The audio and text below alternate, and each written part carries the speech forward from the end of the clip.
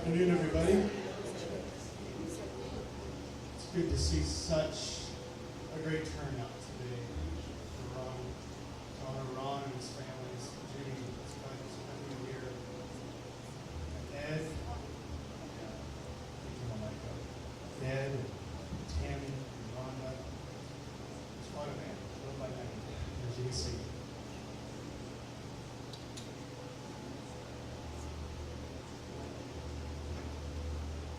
For today, as you can see, we have a time of sharing just a little bit later.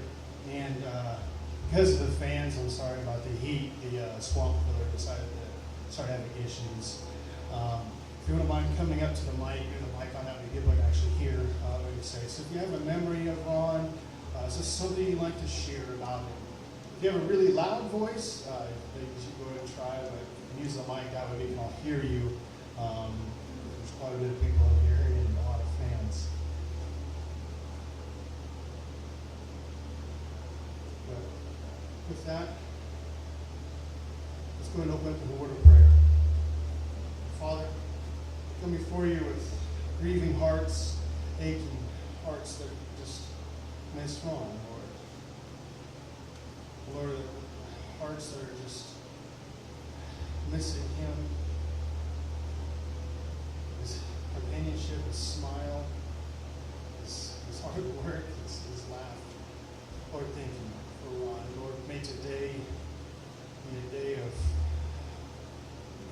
on the grieving process. Coming together and celebrating Ron's life and the great man he was, the man who loved you, who surrendered his life to you. And Lord, we thank you for that. Lord, be with us now in Jesus' name. Amen. You might also know we have quite a display up here of Ron's life. Starting in the back, if you notice in the back corner, there's on the back pew, there's a round with a Bible on it. That was Ron's spot.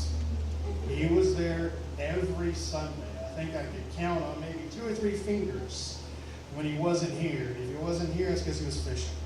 With very good reason to go fishing on a Sunday. He was always here. And so we put that round, and that round is from the last tree that he felled. He was my wood cutting partner, and I did that with him. As well as up here is chainsaws, his prized chainsaws, and these 2 rounds are also from that same tree, the last one he dropped. His jacket in the middle from when he became a truck driver, when in his first year won Driver of the Year for the whole company. They let him custom order his own rig, put his name on it. He was that good of a man. And of course his boots and his helmet and his logging days as well. And he had to have his fishing poles too. So feel free, I know people are here before, and we'll look at it afterwards. Feel free to come and take pictures, whatever you need to do. We're here to honor Ron. With that, I'll read to you. It's in your program if you want to follow along. Ron Mervyn Richardson, 72, of French Gulch, California, died Friday, August 5th, 2016, at his home. Ron was preceded in death by his parents, Edwin B. and Merle May Richardson, and brother Charles Chuck Richardson. Ron's surviving family includes his loving life partner of 32 years, Judy, brother Dan, 3 children, Tammy Litney, and husband Tom of Newburgh, Indiana, Edwin A. Richardson, and wife Shannon of Grants Pass, Oregon, and Rhonda Fred Jack Richardson, and fiance Nate Orr of Redding, California.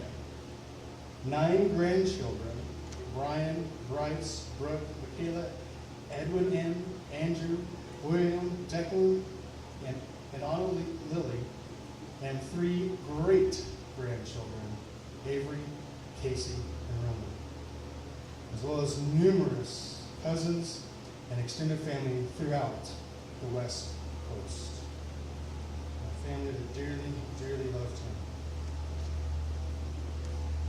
if you want to get the red hymnals out from in front of you, we're going to sing number 256, The Old Rugged Cross. We had a hymn sing here a while back. People could request what hymns they wanted to sing. And this was his request, The Old Rugged Cross. I think it's because it has a good country feel to it. And he loved country. So hymn number 256, The Old Rugged Cross.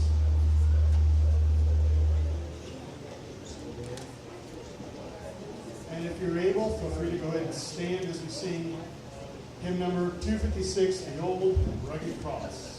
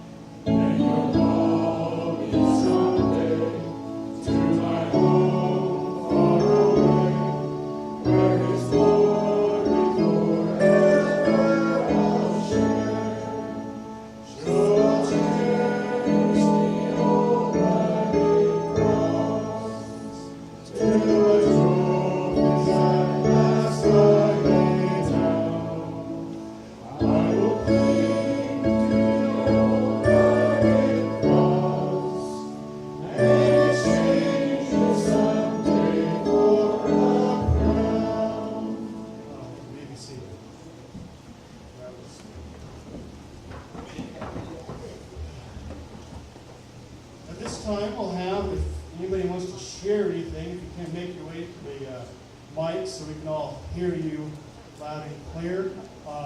And you don't, if you want to come up, you don't have to wait for the next person. You can keep coming up while the next person is speaking.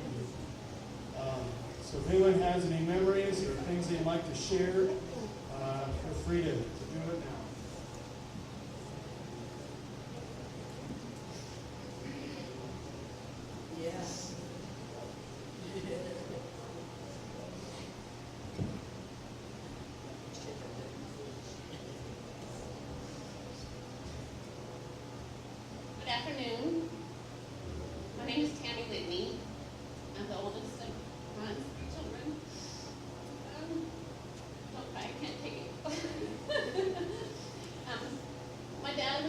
man.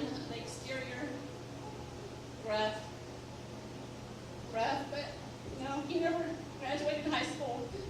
But he was the hardworking character you'll ever know.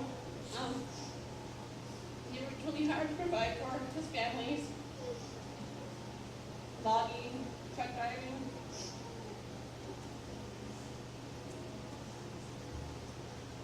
But he really loved his children. He had nicknames for every single one of us. My name was Hammer. My brother was Ed Shan Shan, and amazingly, he married a girl named Shannon. And Fred Jack. I don't know where that came from either, but my dad played as hard as he worked. He played with his kids. He'd take us out in the summers and play baseball with all the kids in the neighborhood in the backyard. He'd take us up on the hills and play Cowboys and Indians. In the winter, he would take us in and we'd build forts with cardboard boxes and had tickle fights. I'm very glad he held the Lord before his passing. Love you, Dad. Rest in peace. Thank you.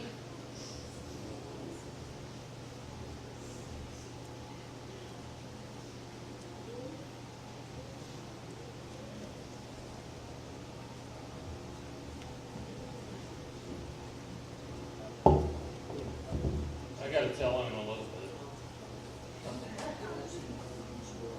I was so happy to hear that he gave his life to the Lord. Because, when Judy called me, she said, my name, George Jennings, I'm Judy's brother. He was probably the closest. I have a brother, but I haven't seen, he was in the Army and, he's been gone for many years, he's around, but Ron was kind of my brother, and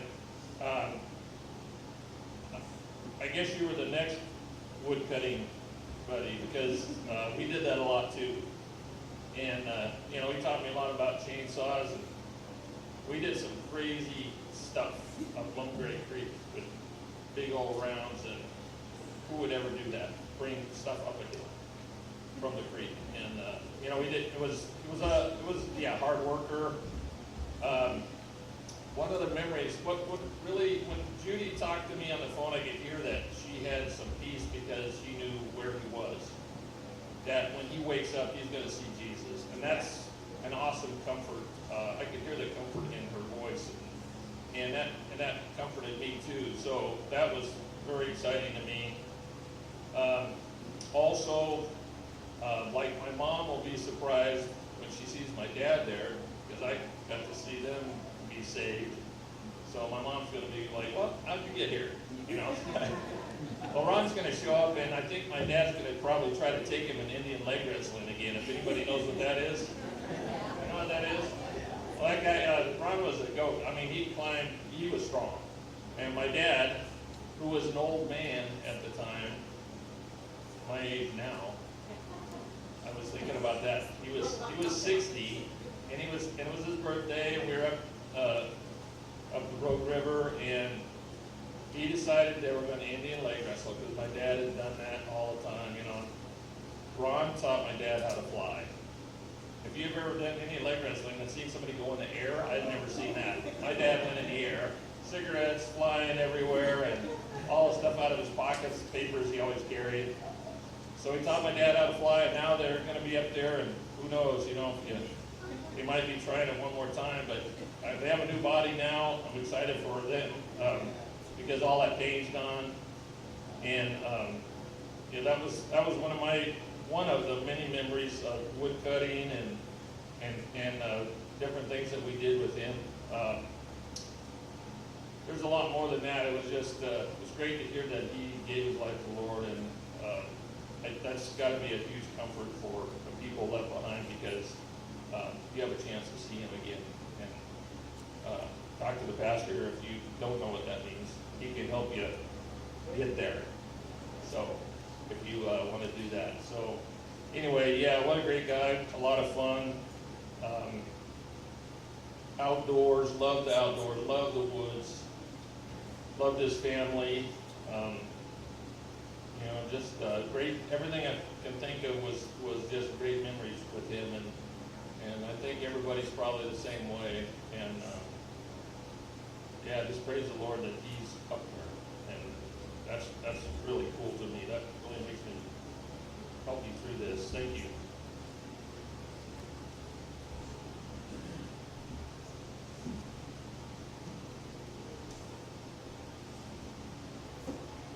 Thanks, Pastor. There's no doubt in my mind that our God orchestrates a lot more than we will ever know. There's not enough time here today to tell you about the love that was contained in the heart of my brother.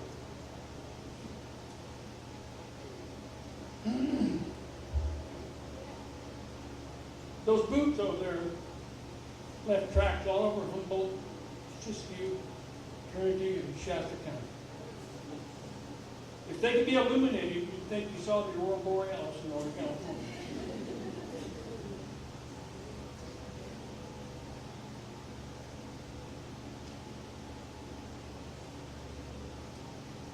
You've heard a couple of people say he had kind of a hard shell. And if you're one of those people when you first met him, you were offended and turned away, I feel sorry for you. What if you're one of those people that waited around to see him do his heart? You're so blessed. And those of who I'm talking about know what I'm talking about. If you do it.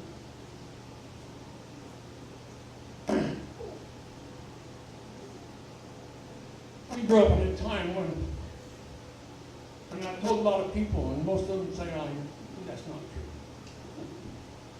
But we grew up in a time when you could go anywhere you wanted to out in the woods, hunt for anything you wanted to, campfire, build a campfire where you wanted to. And we were very fortunate to be raised in that time. My dad worked in the woods, and when we were very young, in the summertime, when school was out, of course we weren't the most well-to-do people. My dad says, I'm not paying rent in the summertime, it's come out on a job with me. So we did. Dad built a foundation with a frame, put a tarp over it, and we were gypsies all summer. Cooked and ate around a campfire. Dad would hang a tarp down the middle of the tent with us three boys would sleep on one side, Mom and Dad on the other. Turn out the old Coleman lantern, and you had plenty of time to get undressed and get in bed before it got dark for that thing. But when it got dark, there wasn't no television, there was no radio. Dad told us jokes that would fell asleep. So that probably accounts for Ron's sense of humor. He bought me my first hunting rifle. I couldn't figure it out. Why wouldn't my brother buy me a hunting rifle? Just because that's the kind of guy I was.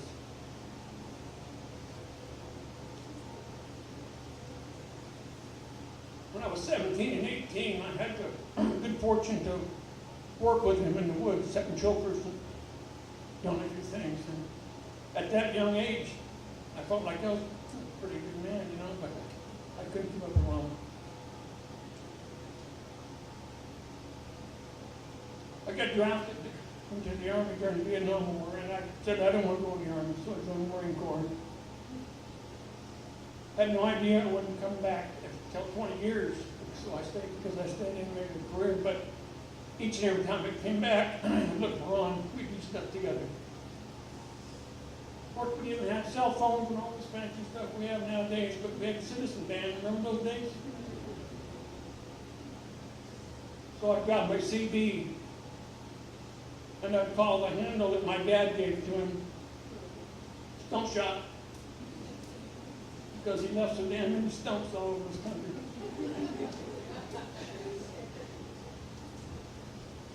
And I would say, Stump Shot, his little brother, I'm home. And we'd get together and we'd have a good time. Now that I'm retired and I see so much honor given to military people and athletes. I know that none of those people have any idea what a tough life really is. We should be honoring people like Ron. I wish there was some way that we could find out how many houses, churches, buildings of all kinds have lumber in it out of a tree that Ron cut. I wouldn't be shocked. How many kids made notes in school on paper came from the tree that Ron cut? People like him, he's the backbone of the country, not us military people. Yeah, I went to Vietnam, but I wasn't any more danger than he was falling trees and flying limbs. High lead logging. Anybody been around that, you know what I'm talking about. He's the one who deserves the medals. I want to thank this congregation especially because I gave my heart to the Lord at age 27 or 9. I ate from my brother to accept the Lord. But because he was not as outspoken and easy to approach as a lot of people, he needed a special environment. And the people of this congregation, I want to tell you, when you gave your heart to the Lord and you made the atmosphere just what Ron needed, you come in here and you felt at home. He called me one day, I don't remember how long ago it was. He said, "Little brother, you'll never believe what I did yesterday." I said, "I don't know, what'd you do?" I got baptized. He was so happy. And from that day forward, I saw a change. I heard a change in his voice. And he kept saying, "I want you to come out and see me. I want you to come out and see me." Well, I come out to see him, and it wasn't the Ron I knew before. It was so peaceful.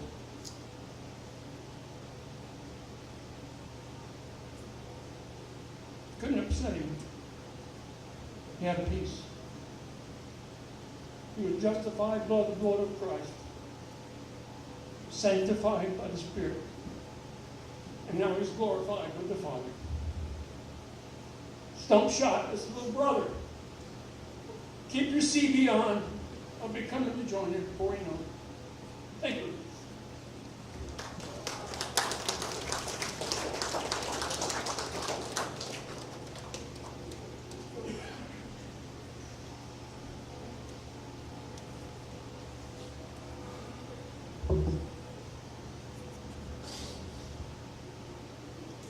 My name's Ed. I'm Ron's son. Probably really don't need this mic after being an NCO in the Army so long. Figure everybody else can use it, I might as well give it a shot. So if I get a little bit too loud, just raise your hand and I'll tone it down a little bit. Boy, talk about dad. Best way I can describe him, I guess, is if you open up the dictionary and you look up the word character, be a picture of him right there. It's nice to see all these people here. Definitely a testimony.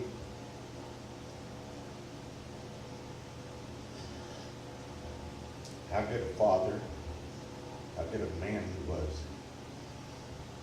to have such a large family. And that includes the congregation here, because when he found the Lord, he found an extended family.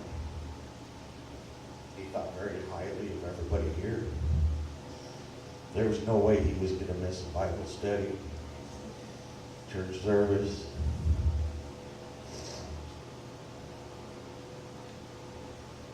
It's good to know how happy this community made him, how special made him feel.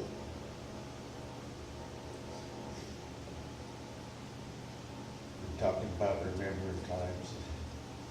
I couldn't even touch on the memories I have of him.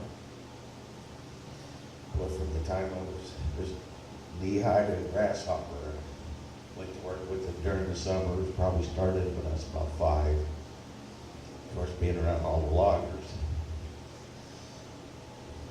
I picked up fairly good vocabulary. I guess there's a smaller picture next to character. I'd be right next to my dad. His cutting buddy said, "That's not no 8-year-old, that's a 40-year-old midget." I probably knew more foul jokes than they did. And you know where I learned them from. But everything he's done, everybody he's ever touched, anybody that would let him get close enough, just like Uncle Dan said, is had a hard shell. Boy, apple didn't fall very far from the tree. I was in, my platoon called me grumpy. They didn't know how to take me, didn't know if I was mad, if I was happy. Pretty soon they'd get to learn the character of, just like you would my dad. Sometimes it was pretty subtle. I'll never forget him, never forget the time I spent with him. I did try to follow his tracks a little bit. Spend the summer trying to chase landing, working in the woods. I couldn't keep up with that crap. Wore me out. I lasted about a week.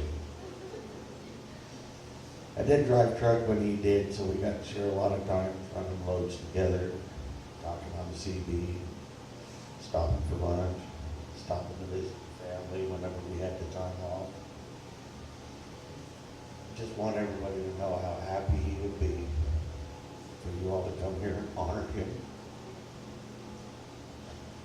I'd like to thank you all very much.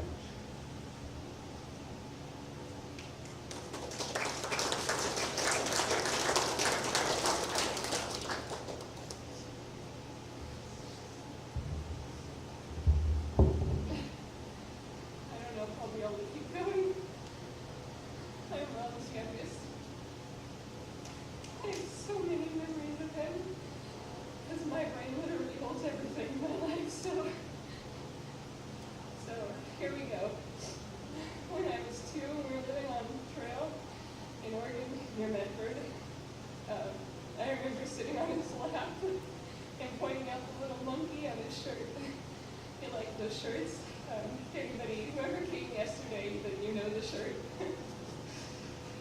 I would sit on his lap and I would just be like, monkey. I remember hunting Easter eggs in our yard with him. I remember when he'd come home, we'd be so happy. Come home from logging. And after that, we were kind of lost. We had to camp out on my grandparents' lawn. I remember him doing animal signs with your hands from the shadow of the tent, from the light. And I remember we moved to Florida, or no, not yet. We moved to Montana to be with my uncle Chuck, who's no longer here. And he got us a place to live, and my dad did work with cows and a big ranch and stuff. And I mean, I was 3, so I remember turning 4 and dancing in front of the fridge with my dad. We both woken up early. Mom was still asleep. I was dancing in front of the fridge because my dad's like, "Hey, you're 4 today." And I was so proud of myself. He was so proud of me. Let's see what's next. There's so much that happened when I was 4. I almost drowned in the Atlantic Ocean because we moved to Florida. My dad had to build houses. My brother and my dad saved me from that. Thank you. After that, we drove all the way back to Wairika for his family, his parents, my grandparents. We lived in a tent then. And That's when the pictures were on the wall. Oh man, I could go on forever. Let's see. I'm trying to remember because I have so many great stories. I remember him finally getting the job for truck driving, and I missed him so much because when he first started, he would be gone for a month or two before he'd get to come home and visit. And finally, he got a good 11 Western job, and I got to keep his jacket because it always reminded me of when he would come home. So it's that red jacket up there.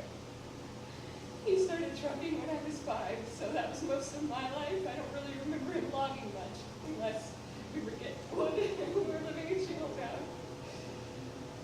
Sometimes when I got a little older, I was able to go with him when he was trucking. When I was 5, and he kept going from there. It was during the summer.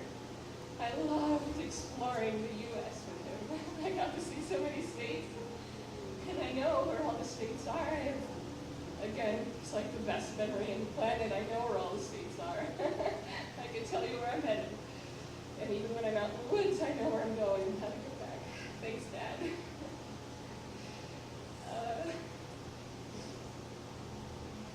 More recently, I wish I could have spent more time with him. His jokes were always my favorite. I told him to name. I can't remember much else. I mean, I can remember it.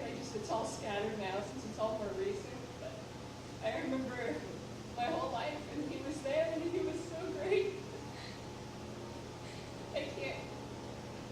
It's so hard. I miss him.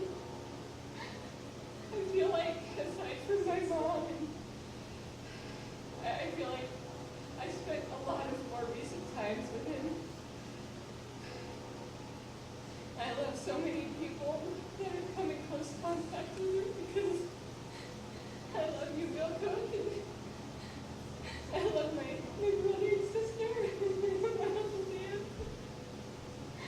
I guess I should probably sit down.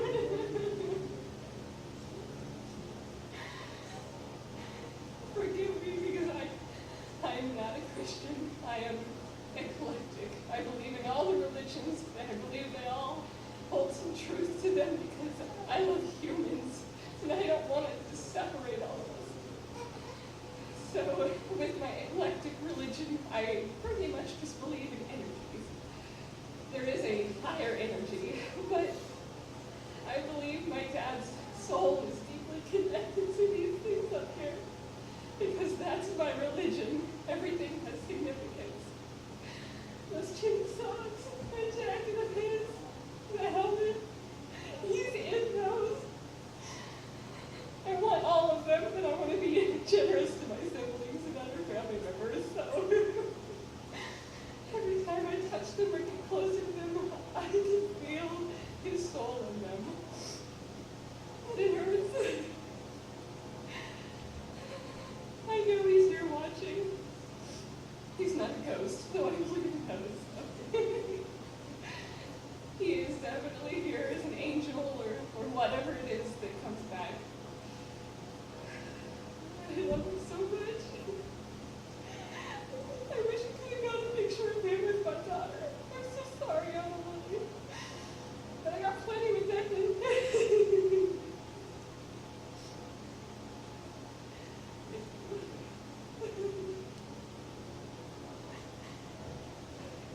I just remembered one other thing that kind of encompasses, encapsulates Ron's humor and character and his ability. One summer we were in Sayad Valley, and you know, most of you are probably pretty familiar with Sayad Valley. There was a store there. You blink, you miss it. But the guy who owned the store lived in the back, and he had a tree that leaned toward his house. And he knew Ron because he came and went, and he came in here with his weapons, his tools of his trade. And so he approached him one day and said, "Excuse me, are you a timber faller?" He said, "Yes, I am." So I have a tree back here kind of leaning toward my house, and I want it down. I don't know if you can help me. Ron said, "Yeah, okay." to do that. I said, well, how much would you charge me? My brother said, $150. I said, hey, that's worth it. Hey, come on. He goes back there and he undercuts it, figures the way he wants to go, and then you leave the triangle to the pole. You all know what I'm talking about. And he gets it just about to the point where it looks like it's starting to go, and it starts to tilt back toward the house. My brother put a wedge in it right quick and just sit back on the wedge. And we shut the saw off and turned to the homeowner and said, how about 300? I think he had him right where he wanted him.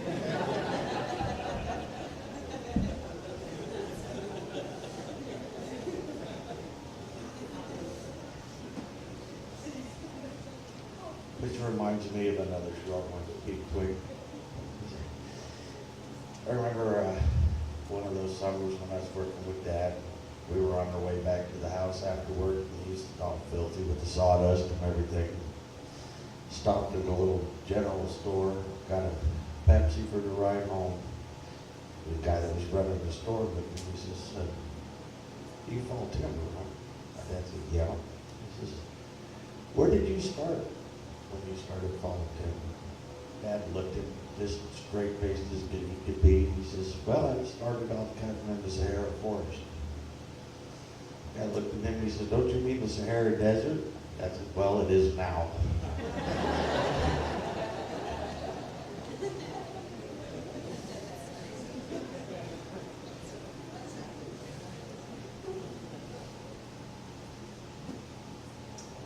My name is Sherry.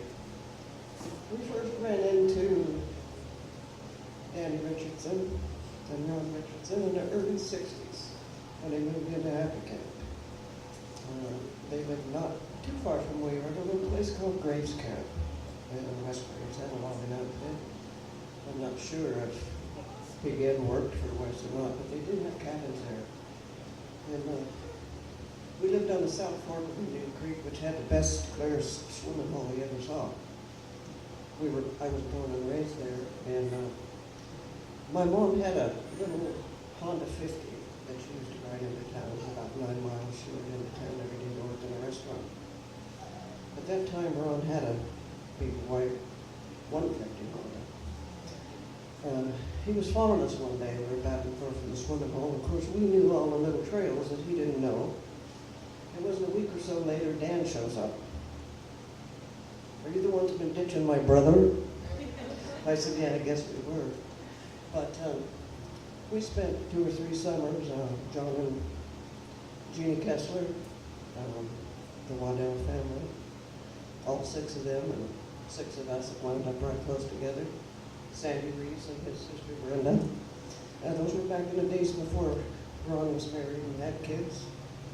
Some of the things I can't talk about that happened during those days because we're sitting in a church.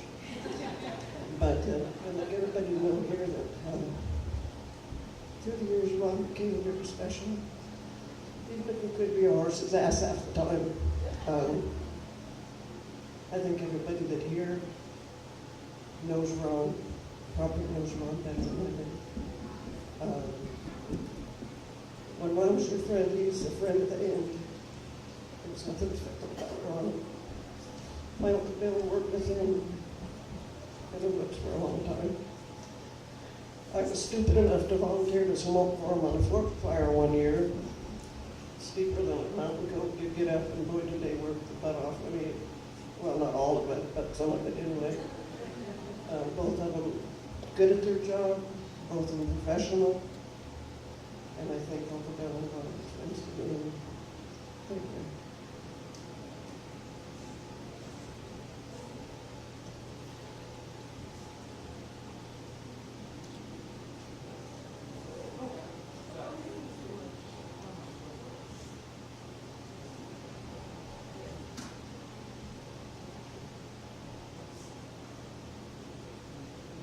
I'm Judy's sister, Belinda, some of you don't know me. Before I knew Ron, I was living in Scioto Valley. My dad was a lumber worker there. This is in the mid-60s. Well, actually before the mid-60s. And I had gone to Happy Camp my freshman year to go to school, and that's where I met Mary. And I didn't meet Ron until Judy and he got married in 1984. So by that time, I was living somewhere else doing other things. So when she said, Mary was one of his wives, I said, wow, that's pretty cool. I said, I went to school with her. So then she was here today, so it was really neat to see her again after all those years. Well, Ron and I used to have a few jokes going on between us. Because I'd call up and I'd say, how's my favorite brother-in-law? And he said, I'm your only brother-in-law. So we joke about that almost every time I call. And then when my son and I moved to Seattle, I said something about going to the museum over by the university, and it was called University Avenue. Well, then we had a 20-year joke going on about the Ave. He said, well, how's things on the Ave? Because I was up there for about 8 years. And so we talked about the Ave for about 20 minutes, and then we finally get to where it would make sense. But yeah, those people up on the Ave, those students up there with their spiky hairdos and all that kind of stuff, because coming from an old-fashioned family, that was pretty weird for me to see that kind of thing. And so we joke about this Ave thing all the time. Well, then one day, because I'm making this a really short story, which that's hard for us to do in our family, make short stories. One day I was divorced and I was on disability for a little while, and he suggested I go out truck driving because that's what he was doing. After all those years of being in the woods, and the spotted owl took over, so he had a hard time finding work. Well, he suggested that I go out driving, get myself off of disability. He said, you got the gift of gab, just go out there and do it. I said, well, I don't know if I can or not, So I went out and tried it and did it. And here in the dead of winter in Salt Lake City, 1996, I think it was, he happened to be coming to the yard because he still worked for Stinky Simon then, and that's who I went to work for. And he saw me walk in after I'd had orientation and stuff. He goes, oh my God, what have I done? Because he suddenly got fear, about me going out there driving the truck. I said, I don't know. But anyway, I went out there and drove a truck for 3 years, and I had a blast. And he said one day, well, did you find your boyfriend yet? He goes, I said, no, they're all toothless. And so we had jokes about that too. And I was just trying to think of what else we had going on. But the truck driving definitely was a kicker. I never would have thought. I was a secretary for 28 years, so it's like, what, truck driving? But I had a blast, and I'd always wanted to see the whole United States, so I finally got to see it. But I was trying to think what else we had going on with all that stuff. But anyway, that was pretty much it for us. But he was always my favorite brother-in-law, and he was my only brother-in-law. So.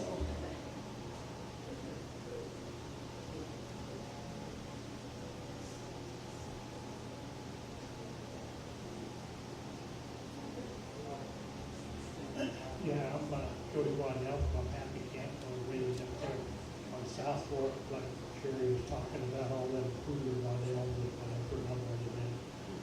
When Ron and them first moved up there, their dad was working building roads up toward Preston Peak, and Ron was working up there, and the rest of us was in school. So he showed us in the yard with the big white on motorcycle that Sherry was talking about. Pretty soon, he wanted to make sure we met Dan, so pretty soon he had a white big motorcycle. We all rode each on it up and down, maybe freaking terrorizing the whole area, I'd say.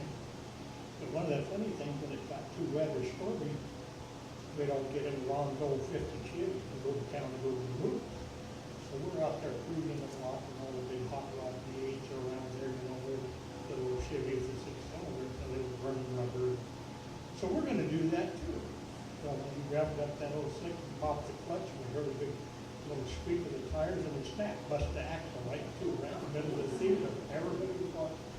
So all of us boys had to bail out of the car and push it over to the grocery store, and we spent the rest of the night out looking into junkyards till we found another axle, because we had to get that car fixed before the next morning. He didn't want to have to explain to everybody how come that car broke down when we was out there showing off. It's just one of those stories that, so, thank everybody for coming. Hi everyone, I'm Nate. I'm basically Ron's son-in-law. I remember the first time I ever met Ron, it was like 2014. I don't know, it's been too long. We were out at his house right across the street here, and he's like, "Hey, you ever pulled fish out of the creek before?" And I'm like, "Yeah, I think I have." And so we go out back, and he's got his fishing pole, you know, and we go out to the creek, and he's like, "All right, what I'm going to do is I'm going to get on this rock, and I'm going to drop your line. And when I tell you, you need to pull up as fast as you can." I'm like, "Okay." So we did, and, you know, I just see this old guy out on a rock in the middle of a creek. I'm like, "Man, this guy's crazy." But, so, you know, he gets it in the water, and he's like, "Okay, pull it up now." And pull this sucker fish. I don't know, it was like 14 inches, 16 inches. It was like 80 inches long. And you just see the light in that guy's eyes. He loved that more than anything, and I wish I could have known him longer, but I look around at all these people, and I know he had a good life. And, you know, thank you for inviting me and my family out here.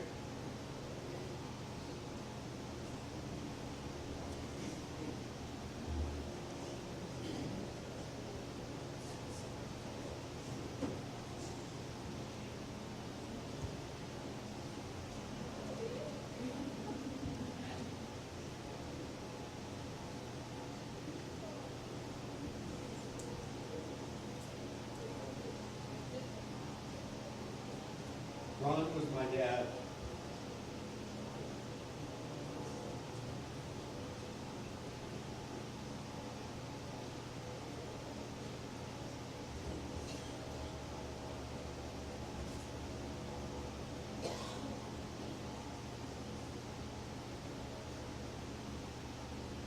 I married his daughter in 1987.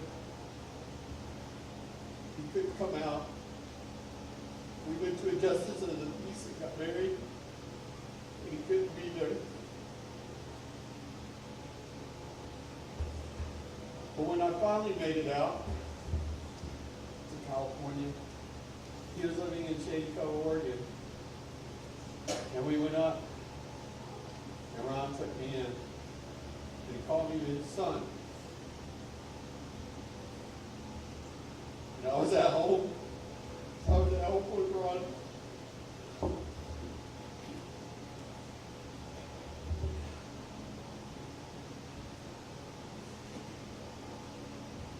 I was in training when I got the word that Ron had passed away. I'd be here today in my dress blues to honor him. Because though he didn't serve, there was no better man to walk the face of this earth than Ron Richardson.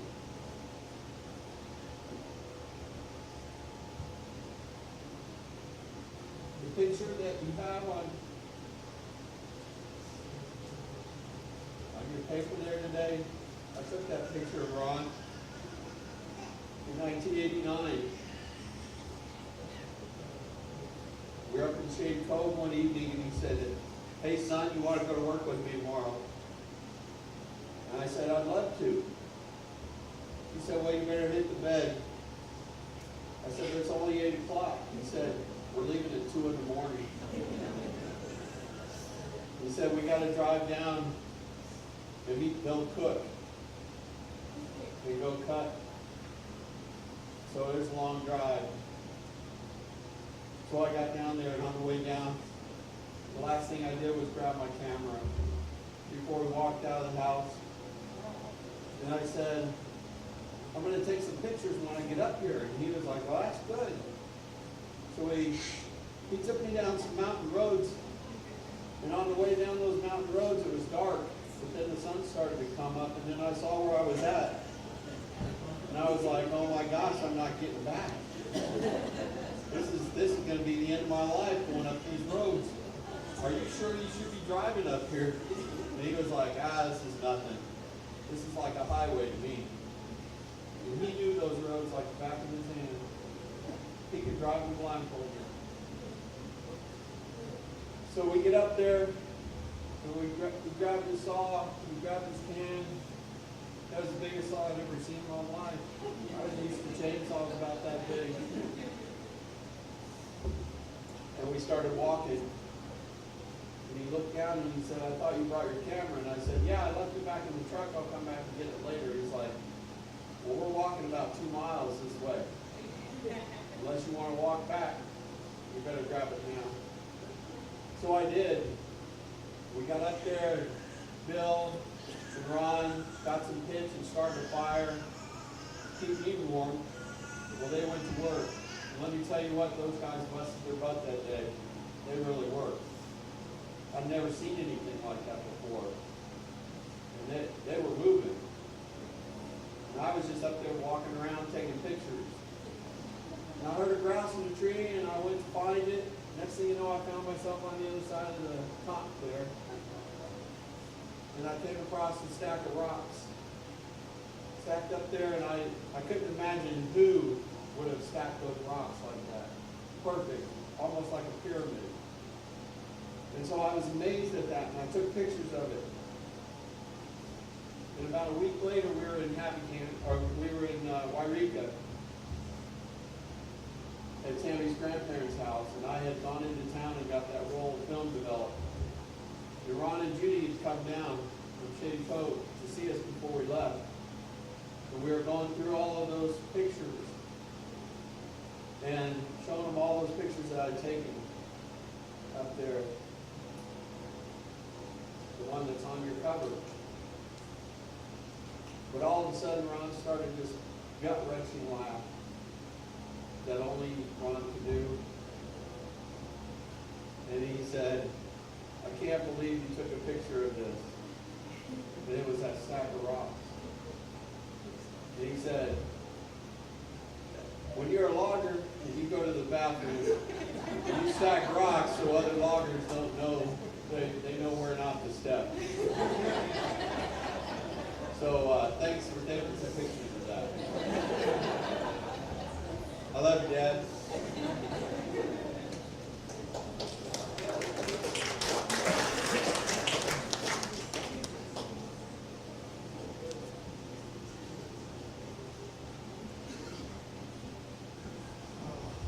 Those are some amazing stories.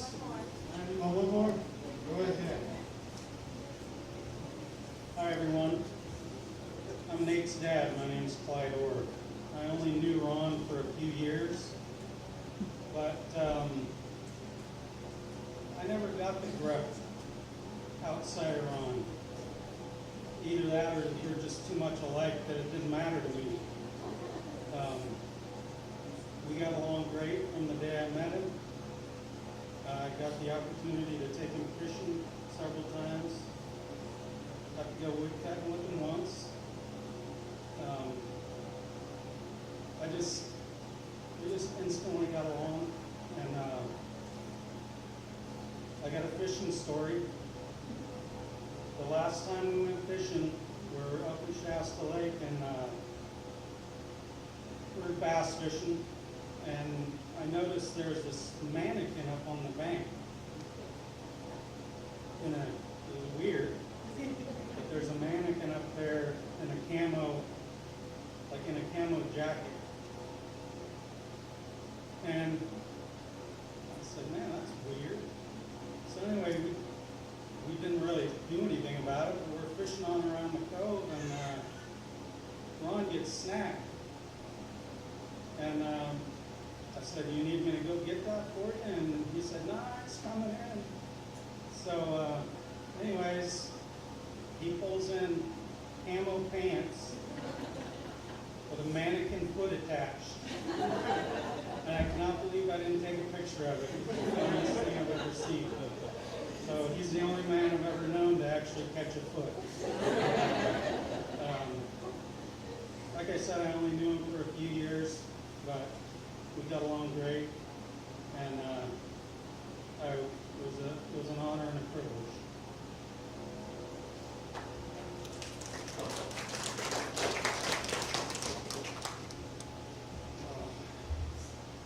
Now it's my turn to share. Now, I've only known Ron, a little over a year. I lived here at the end of June last year.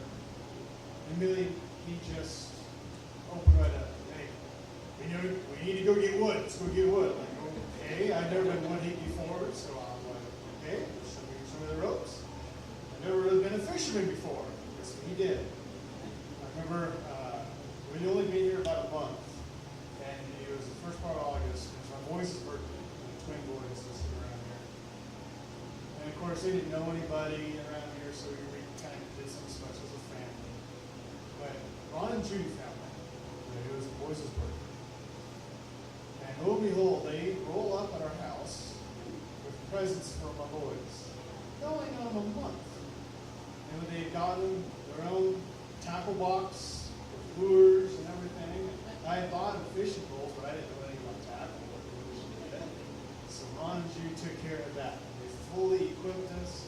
Ron brought up his old tool for etching, to etch the names into the tackle boxes for my boys. So now, that was just a great memory. The other thing you notice back on the ground, I forgot, is the sour gummy worms. He loved sour gummy worms. And so did my daughter, too. Little Miss Abby, every Sunday morning, would come up and give Ron the sweetest little look. Say, please. He'd pull out his gummy worms and give her a gummy worm. Oh, such a man who loved kids. I think he loved everybody's kids, not just his own. So it's great to come together and kind of share these memories. Especially when they had such a wide variety. And Ron always told jokes, so I can't talk and share without telling one of his jokes. He knew I grew up on a farm from a farming background, so we were out woodcutting one day and taking a break. And he was, Jake, did you hear that Sierra Club is outlying round balers? I was like, outlying round balers? What in the world are they up to now? He goes, yeah, cows can't get a square meal. Oh, he tell you with a dead face. Oh.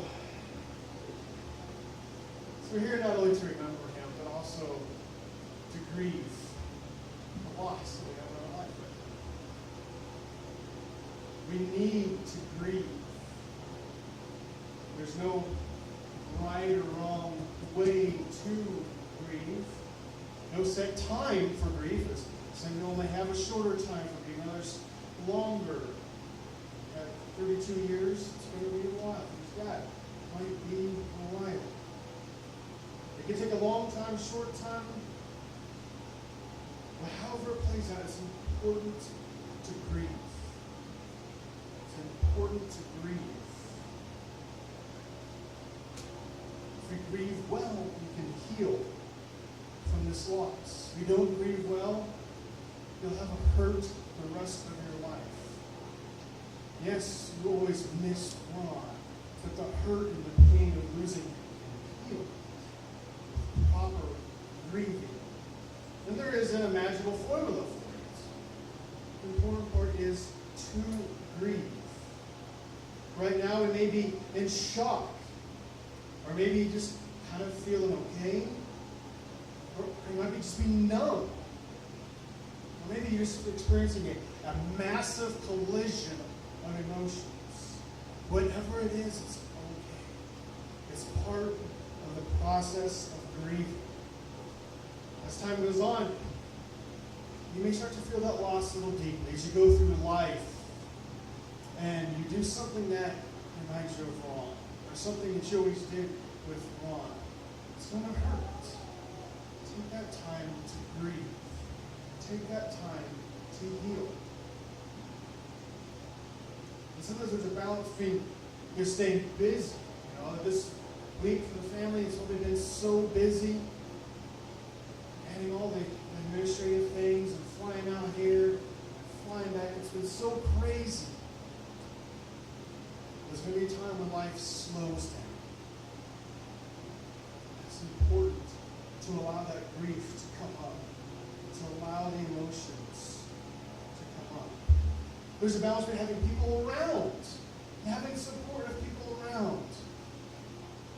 There's also a time to be alone, time to be by yourself and grieve. There's a balance. Everyone's grieving is a little different. Part of my grieving process is been making the video we're going to see here in a little bit. I watched the things 1,000 times, getting everything right, and I'm still shedding tears when I watch it.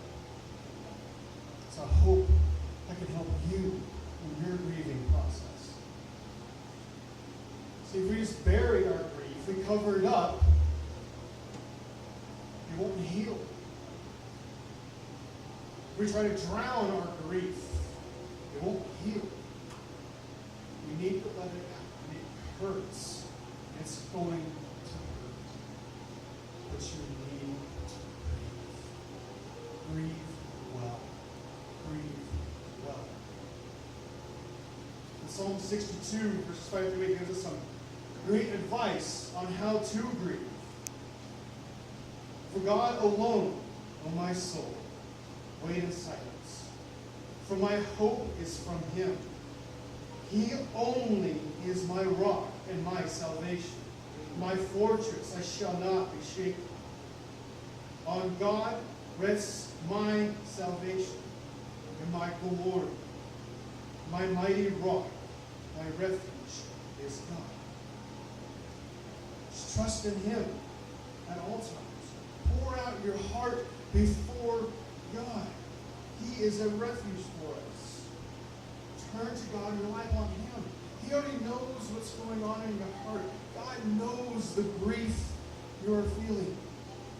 Just pour it out before him and allow that to heal. God's word also provides a great hope for us during this time. In John 14, just hours before he's to be arrested, Jesus is talking with his disciples. And he tells them, I will not leave you as orphans. I will come to you. Before long, the world will not see me anymore, but you will see me. Because I live, you also will live. Jesus is going to die the very next day. But he made it clear. Because I live, you also will live. See, times like these, we're forced to look at the issue, what happens to us after we die. We don't like to talk about it. It's kind of like religion and politics. You just don't talk about it, right? At times like this, we have to. It's front and center. We're experiencing loss in our lives. For those who maybe believe in evolution, we're just a mass of cells that just happen to happen and will eventually cease from happening. Others will try to form their own religious system, try and prove to themselves that they're going to heaven using karma or something else. But there's always that uncertainty. There's always that uncertainty. But Jesus makes it clear. Because I live, you also will live. It is based upon Jesus' life. He would be killed and buried in a tomb, but then he would come back from death, conquering death.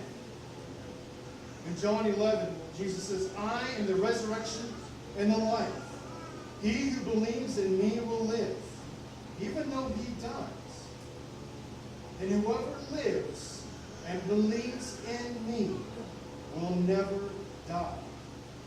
Ron believed in Christ, devoted his life to following him. And the hope that we have now, he experienced.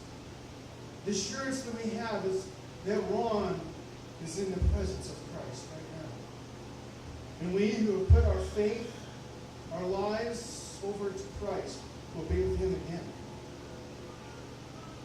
Folks, I don't know where each of you are in your relationship with God. But right now, we're at a crucial time in our lives, and there's tragedy front and center. We have to address it. We have the hope that Christ gives us. Don't try and trick yourselves into thinking you're good to go.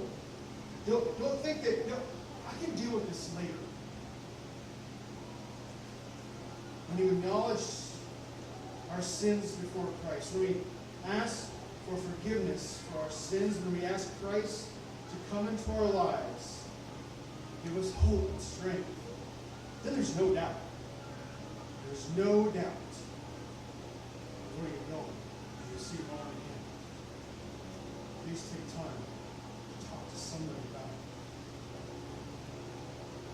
Let's pray. Well, Father, we thank you for your word, the hope that we have in your word that makes it crystal clear for us. Lord, we see that Jesus said, because I live, you also live. Because Jesus conquered death for us and freed us from our sins, Lord. Oh, we're so grateful. So Lord, even as we are grieving, we have the hope and the assurance of where Ron is right now. Oh, Lord, we thank you. In Jesus' name. Amen. All right. We're going to red hymnals. We're going to sing hymn number 107, Amazing Grace. We try to think on the words as we sing, and we sing it many times. Think about amazing grace, how sweet the sound. Saved a wretch. Hymn number 107, if you're able to stand, go ahead and stand.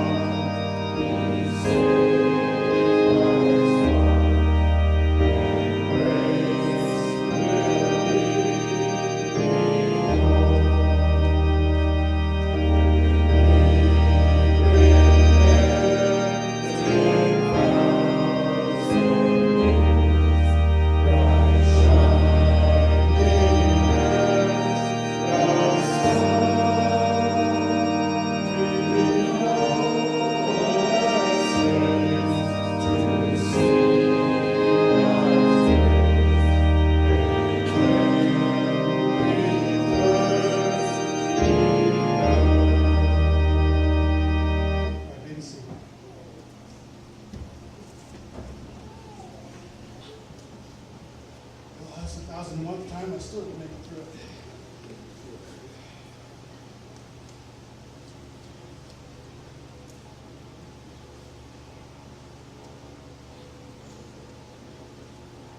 There's a hole in our lives. It's wrong. There's the hope that we have that is with Christ. The closing hymn is going to proclaim that. Number 292, because he lives. Just as he said to his disciples, because I live, you also shall live. Proclaim that truth now as we close out, because yes, we are grieving, but it's a bittersweet joy as we know he's with Christ. Hymn number 292, because he lives. So we're able to stand, let's close out with a song of hope.